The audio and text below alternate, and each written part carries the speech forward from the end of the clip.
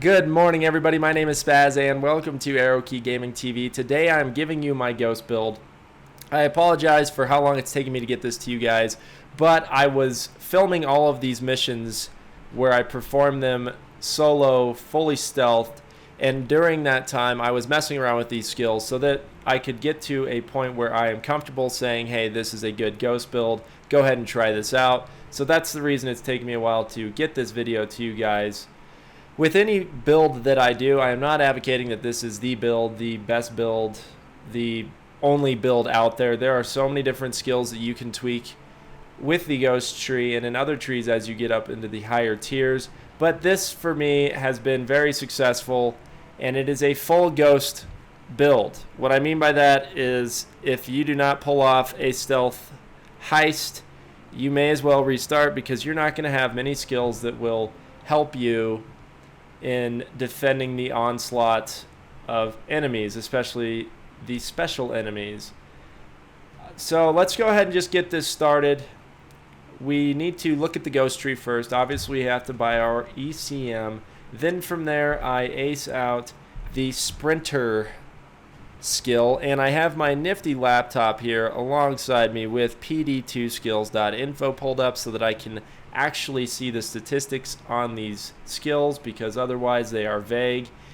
And I also use that website so that I am not wasting my money in game. I got down to about $6 million in my spending money after having been up around 40 million, and it's all because I've been doing different builds, testing things out. Granted, you do need that factor of testing things, but a lot of money was wasted just messing around on the skill tree rather than taking the time to alt tab out and use the website. Anyways, I'm rambling. Let's continue on. The skills for the sprinter perk, the basic is a 25% decrease to stamina regeneration wait time, and then a 25% increase to stamina regeneration time, which is nice. And then the aced out portion is a 25% increase to our sprint speed and a 25% increase to bullet dodge chance, which the last portion of that we don't need, because as soon as shots are fired, you can kiss all hopes of stealthing something goodbye. So I find that the last portion of that aced out skill not really that big of a deal for us, just as the tier bonus that we unlock is a 5% increase to bullet dodge chance. Not really going to help us out if we were trying to stealth things, because for me, when I stealth stuff solo, as soon as it goes bad, I restart because I want to pull off the perfect heist. I don't want to fight off a horde of enemies with very little to put, we don't have much to put out damage. So from there, I'm going to ace out the cleaner. The basic skill point for this does not help us out. It gives us a 5% increase to damage to special enemies, but we needed to ace it out so that we can bag and throw away bodies. Very key, very important skill as a ghost. The tier unlock bonus is a 20% decrease to weapon swap time, which I've fallen in love with a lot of the skills that are in this build as to how fast you can switch weapons. I really like it. I enjoy it. So from there, we are going to buy the basic chameleon point, and that gives us a 25% decrease to suspicion while in casing mode. Then from there, I'm going to buy the aced out fast hands, giving us in the first basic a 40% increase to bag interaction speed, aced 75% to bag interaction speed. So when I'm doing these builds, by the way, I've pointed this out in other builds, I'm always checking, right? I'm trying to get to a certain part. I just want to get to this 5th tier here. So I'm always checking, okay, how many more points do I need to spend to get to the next area? So I need 6.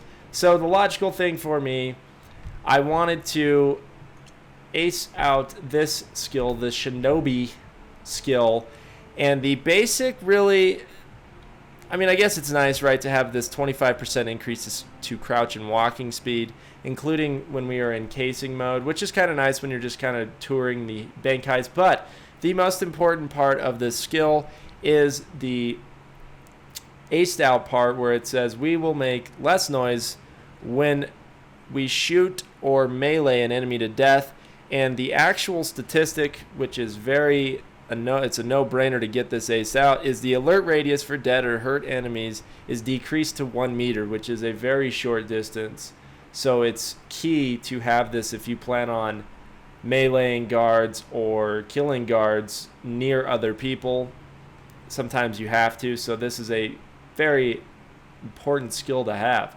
Then from there I need to spend 2 more points, and I want to go ahead and spend 1 in the martial arts skill, and this gives us, I believe, yes, a 50% increase to knock down enemies, and that is when we're meleeing, obviously, and that's huge when you are taking down guards or some of the Mendozas patrolling, although I've had issues taking down the Mendozas on Firestarter using melee. But it is helpful. That way we aren't going to hit them once and then somehow screw it up because we didn't take down the guards with our 1 swing. I don't ace that out. Why would we need to take less damage from melee strikes? We shouldn't be getting to the point where we're being attacked with them. So we need to spend 1 more skill point to unlock the next portion of this tree, and I put it into the Cat Burglar, giving us less damage when we fall from a height, and that's a 50% decrease to damage from falling. I haven't had the need to ace it out. I mean, you can usually navigate your way around all maps without jumping off of Mount Everest. So from there, we ace out the ECM Specialist. The first basic point obviously gives us 2 ECM jammers, excuse me, but then the aced out gives us a 25% increase to our jammer duration. That's important. A lot of times, I don't use the jammers that often. I mean, you should be able to navigate your way around a map without having to deploy them, but I have had instances where I was stealthing with other people, and it's kind of nice because you can take down 2 guards if your other ghosting friend isn't there, throw down an ECM jammer so that the pagers don't go off for a while, giving your teammate some time to get to you, which is kind of nice, and given that extra duration, it helps out. But most importantly, we're trying to get to ECM Overdrive so that we can use our jammer to open certain doors. In particular, the security door is huge. We need that for the bank heist. I use it all the time. That way I don't have to worry about getting the key card from the bank manager. Then from there, I am going to ace out the lock-picking expert. The statistics for this, the basic, we have a 25% decrease to lock-picking time, and then the aced out, we can now lock-pick the safes in 45 seconds with a 35% decrease to lock-picking time. Very nice. If you're a ghost, you want to be able to lock-pick doors faster, and also if you are going to solo something like Nightclub, it's nice to have the ability to lockpick the safe rather than setting up a drill.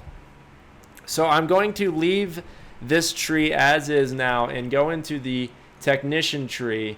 And now a lot of people are going to scratch their heads saying, well, why do you need to go in the technician tree? And the only reason I am going into this tree is so that I can get the silent drill. Now, what people are going to give me grief on, man, that's a lot of points to spend to get to the silent drill. But as I've demonstrated in my bank heist videos, if the drill is on the appropriate side of the bank, this perk, this skill, the silent drill skill, goes a long way, enabling us to solo that map, that mission, without any stress if the vault is on the correct side. It also is helpful in different areas where you have to set up a drill.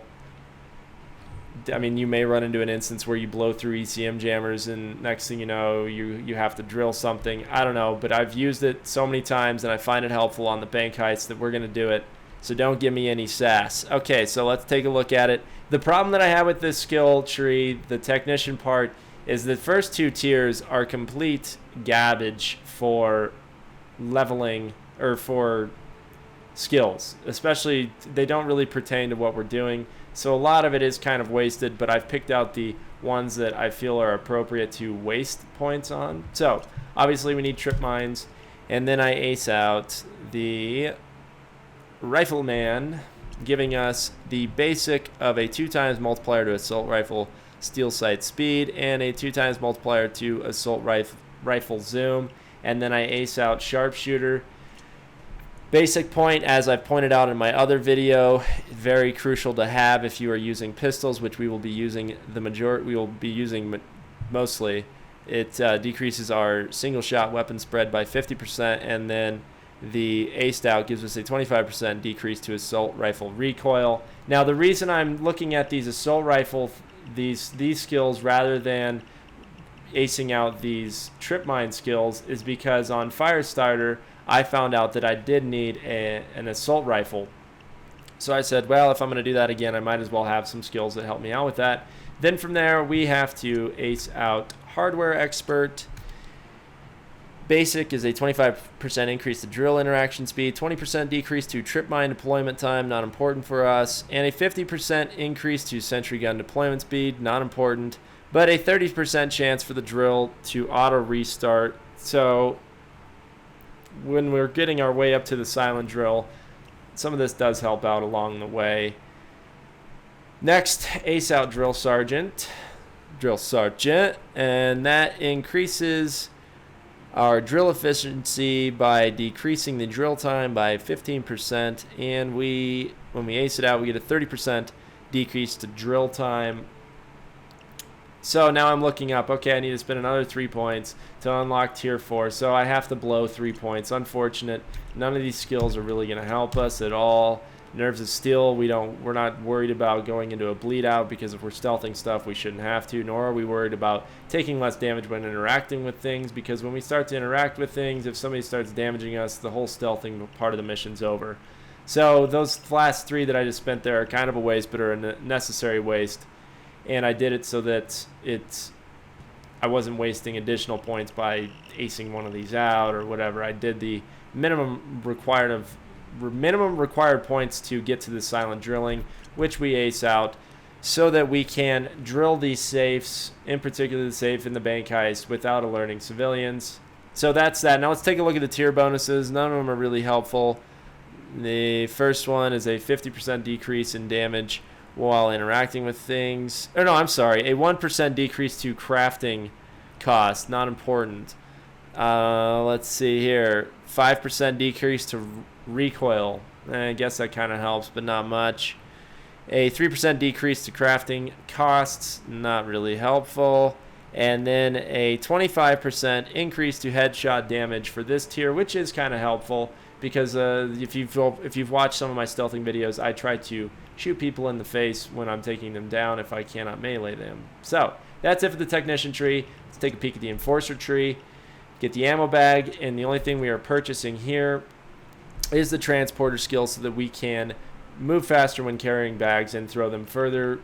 And when we're soloing stuff as the ghost, it's sometimes we have to move a lot of bags. For example, the framing frame mission, the last portion where you're moving all that gold upstairs, it's a pain in the ass, and why not help ourselves out by giving us those skills. So from there, we need to go to the Mastermind tree, which is the second most important tree, the second most basic tree for ghosting, and we need the medic pack, obviously. Then I ace out endurance, giving us an increase in stamina. The basic is a 100% increase to stamina, and then that was the basic. Then the ace is a 50% increase, and then we've unlocked a 20% decrease to doctor bag interaction time with that tier. Not important for us. Oh well. I ace out cable guy just so that I can have a total of 6 cable ties. Sometimes you need that many on certain missions, and it also gives us a 50% increase in the cable tie speed. Kind of nice to have. So then I look, okay, I need to spend another 1 point, and since we are going to be using pistols the majority of the time, why not buy the basic of the leadership, giving us a 75% decrease to recoil for pistols. Kind of nice. Actually really nice. Very salty. Then we need Dominator, one of the biggest and most important skills in the Mastermind tree. This way we can now intimidate non-special enemies, and then the aced out gives us a 50% increase to domination range. And the The tier unlock bonus for the second tier was a 15% increase to stamina, which is helpful because when we are ghosts, we're running around in a lot of different areas, scoping things out. And then we have the tier unlock bonus, and this is a 25% increase to shout distance, which is really nice when we are trying to get civvies down on the ground. So then from there, I just buy the basic smooth talker. We do not need to ace this out. We do not need the ability to mark special enemies. Not important. So now I have 12 skills remaining, and just like any build, this is all subjective as to where you spend them. If you find that you are doing enough damage with your silencers, with your silence weapons, and you aren't having to pump several shots into your enemies, then I wouldn't do what I do.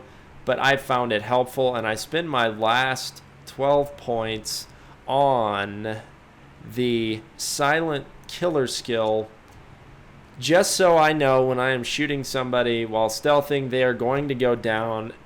And the statistics for this, my final 12 skills, the basic silent killer is a 15% increase to damage with silenced weapons. That's nice. And then acing it out gives us 30% increase to damage with silenced weapons and a 15% chance to pierce enemy armor. Not that important, but the adding 30% is, but the other part of the aced out, not really pertinent to what we're doing here.